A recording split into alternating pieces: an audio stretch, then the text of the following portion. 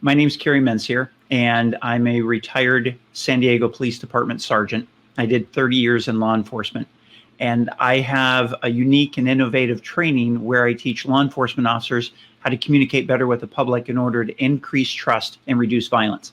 I wrap in neuroscience, personality science, core human needs, things that are not being taught anywhere in law enforcement training today. And I've packaged this under de-escalation training, how to take someone who's in an emotionally overwrought state and be able to calm them down.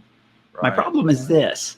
When I contact law enforcement agencies about this training, the typical response is, oh, we've already had de-escalation training, or we developed our own in-house training, or we had this amazing program where we brought in a trainer from the outside last year.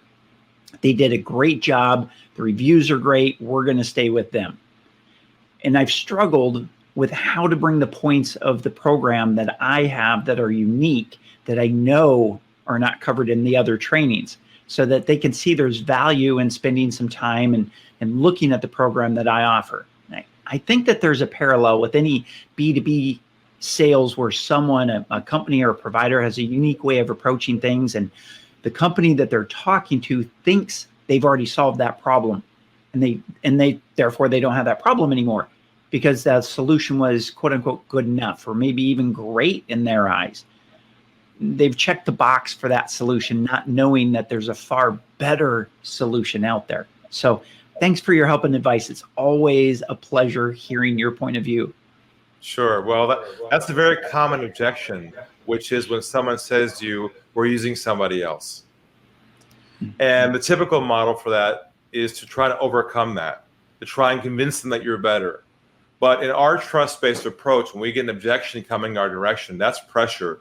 We don't try to overcome the objection because we can break the relationship there. Instead, our goal is to diffuse or re-engage. And so there's two approaches I have for you here.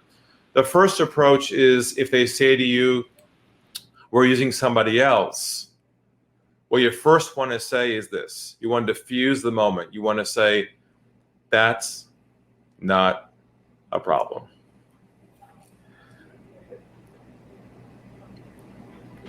That makes perfect sense. It just creates that space to diffuse the moment, because if that's not a problem is designed to diffuse and open up the dialogue again. If you don't have that phrase, and what happens is you feel compelled to defend yourself.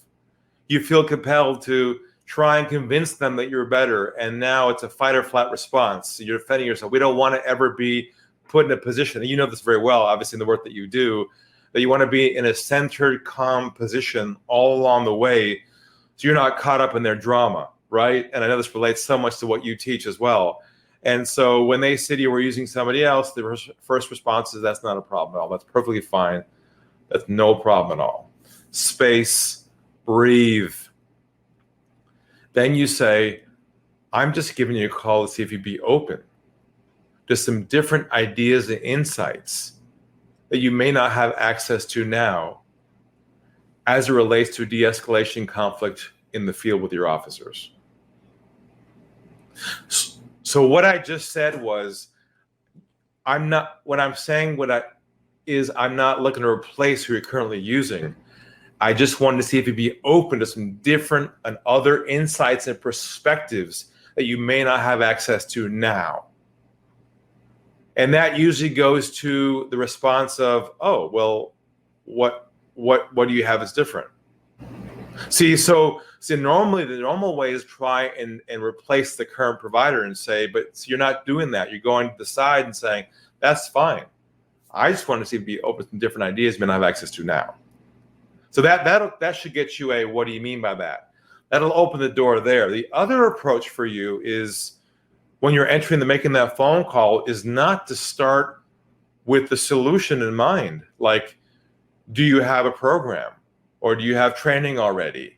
Because that's the solution. What I'd do if I were you, I'd call and say, regardless of who they were already using, I'd say, are your officers dealing with issues on the ground around de-escalating tensions in scenarios like coming up to the vehicle, whatever, describe the problem. and see if they're having that problem. But don't start the conversation with, do you have training to solve the problem already? You just see what I'm trying to say about that? I do.